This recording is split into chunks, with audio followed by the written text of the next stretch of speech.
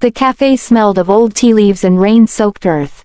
It was one of those forgotten places tucked between a pharmacy and a tailor's shop, where ceiling fans creaked louder than conversation and time seemed to move slower out of respect for the people who had nowhere else to go.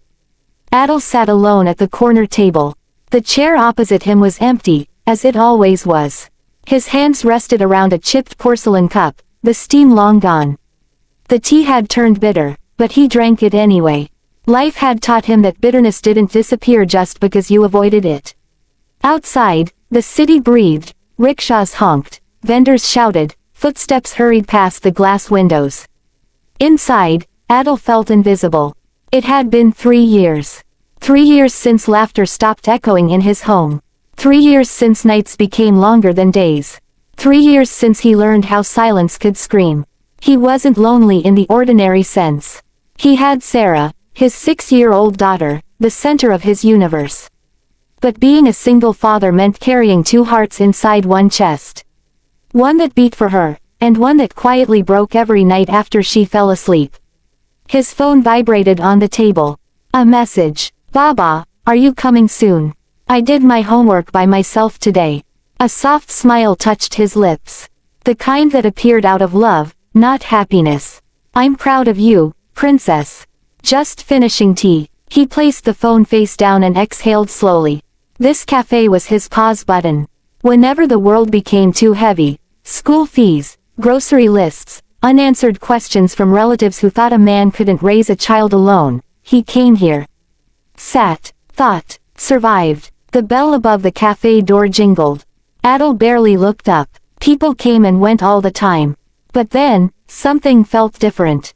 A presence. Not loud, not demanding, close, too close. A shadow fell across his table. The voice was thin, fragile, yet urgent. Adel looked up. An elderly woman stood beside him, clutching the back of a chair as if the world might tilt without her grip. Her dupatta was neatly pinned, her clothes modest but worn.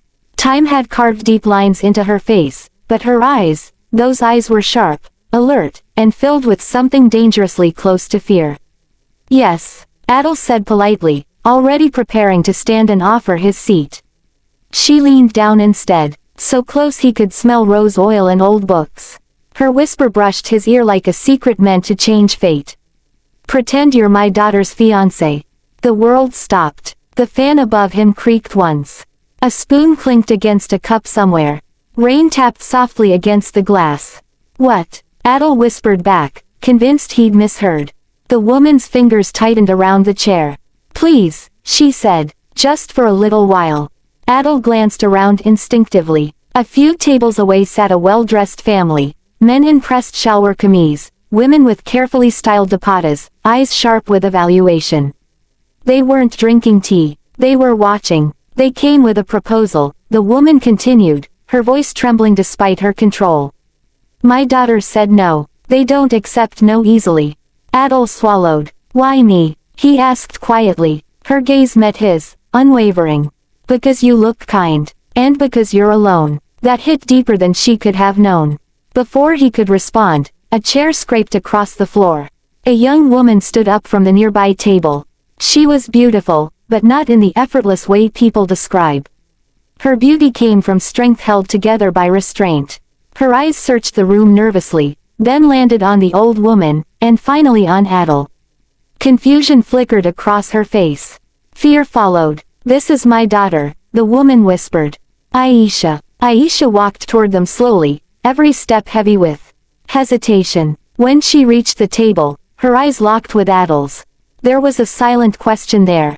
"Who are you? Why are you here? Will you help me, or walk away like everyone else?" Adel's heart pounded. He thought of Sarah. He thought of the future he feared for her, the world's sharp edges, its unfair expectations. The cafe suddenly felt too small. Too quiet. Too important. He stood up. The old woman gasped softly, unsure if she had asked too much.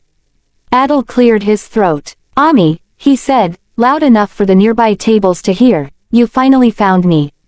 I was wondering where you'd gone." The word Ami slipped out naturally. Comfortably. The woman's eyes widened, then filled with tears. Aisha froze. Adel pulled out the chair beside him. Sit, he said gently, to both of them. From the corner of his eye, he saw the other family stiffen. One of the men whispered something sharply. Adel felt a strange calm wash over him, the calm that came when fear surrendered to purpose. Sorry I'm late, he said, turning to Aisha with a faint, apologetic smile. Traffic was terrible. Aisha hesitated for half a second, then sat down. Her hands trembled slightly as she placed them on the table. The old woman let out a shaky breath and sat too, murmuring quiet prayers under her breath. So, Adel continued, louder now, projecting confidence he wasn't sure he possessed, did you tell them about Sarah? Aisha blinked. Sarah, she echoed. My daughter, Adel said smoothly. She's 6. Smartest kid you'll ever meet. There was a pause. Then something miraculous happened. Aisha smiled. Not a polite smile. Not a forced one. A real one. Yes, she said, catching on. I told them. From the other table, chairs scraped back harshly. A man stood up. Excuse me, he said, approaching with thinly veiled irritation.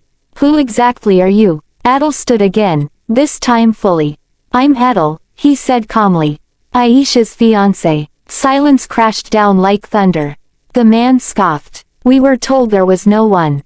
The old woman spoke then, her voice steady now. There was no one, she said. Until Allah sent one. The man's jaw tightened. You have a child, he accused. Yes, Adel replied without hesitation. And I am proud of it. The words surprised even him. The man looked at Aisha, then back at Adel. You should have told us. Aisha lifted her chin. I did, she said firmly. You just didn't want to listen. A tense moment passed. Then the man turned away, muttering angrily as his family gathered their things. As they left the café, the bell jingled again, louder this time. The door closed. The world exhaled. For a long moment, none of them spoke. Then the old woman covered her face with her hands and began to cry, softly, silently, the kind of crying that comes from relief too heavy to carry. I'm sorry, Adel said quickly, panic creeping in. If I made things worse. She shook her head. You saved her, she whispered. You saved us. Aisha looked at him, eyes shining with unshed tears. Thank you, she said. You didn't have to do this.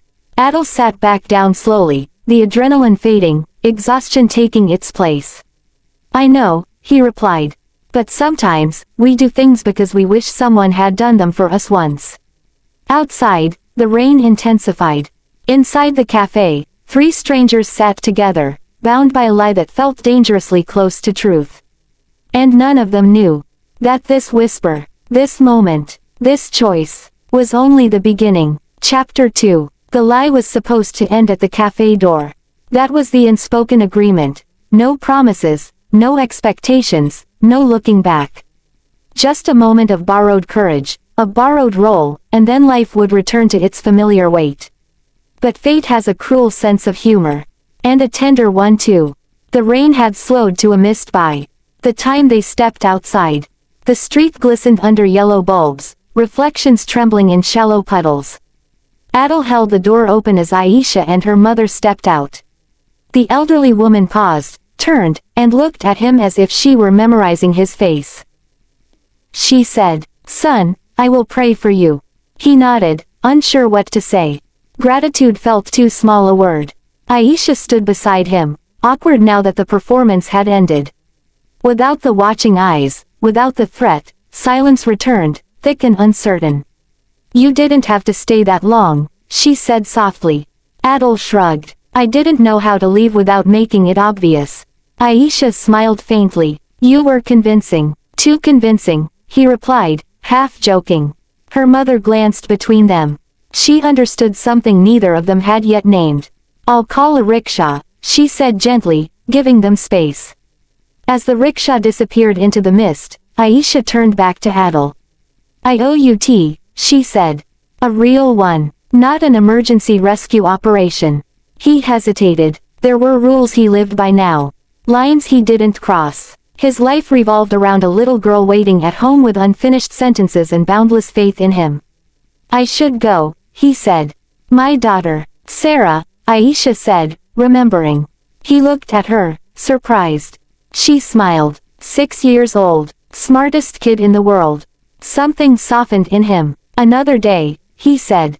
I'll wait, she replied, surprising herself.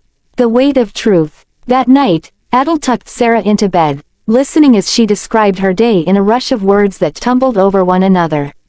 He nodded, laughed at the right moments, kissed her forehead. But his mind wasn't entirely there. When she finally fell asleep, her tiny hand curled around his finger, he sat on the edge of the bed longer than usual. He thought of Aisha's eyes, steady yet searching. He thought of the word fiancé and how easily it had settled on his shoulders. Guilt crept in. He had worn a role that wasn't his to wear.